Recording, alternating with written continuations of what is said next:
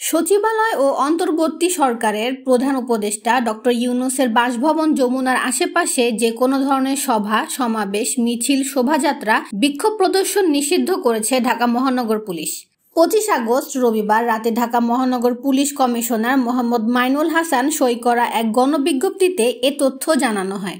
গণবিজ্ঞপ্তিতে বলা হয়, সাম্প্রতিক পরিস্থিতি মোকাবিলায় জনশৃঙ্খলা রক্ষার্থে ঢাকা মেট্রোপলিটন পুলিশ অর্ডিন্যান্সের 29 ধারায় অর্পিত ক্ষমতা বলে 26 আগস্ট সোমবার থেকে পরবর্তী নির্দেশ না দেওয়া পর্যন্ত বাংলাদেশ সচিবালয় এবং মাননীয় প্রধান উপদেষ্টার সরকারি বাসভবন যমুনার আশেপাশের এলাকায় যে কোনো প্রকার সভা, সমাবেশ, মিছিল, শোভাযাত্রা ও বিক্ষোভ প্রদর্শন ইত্যাদি নিষিদ্ধ করা হয়েছে। পরবর্তী নির্দেশ না দেওয়া পর্যন্ত এ আদেশ থাকবে। উল্লেখ্য, রবিবার রাত 9:30টার পরে সচিবালয়ের সামনে ছাত্র জনতা ও আনসার সদস্যদের মধ্যে সংঘর্ষের পর এই সিদ্ধান্ত নিল পুলিশ।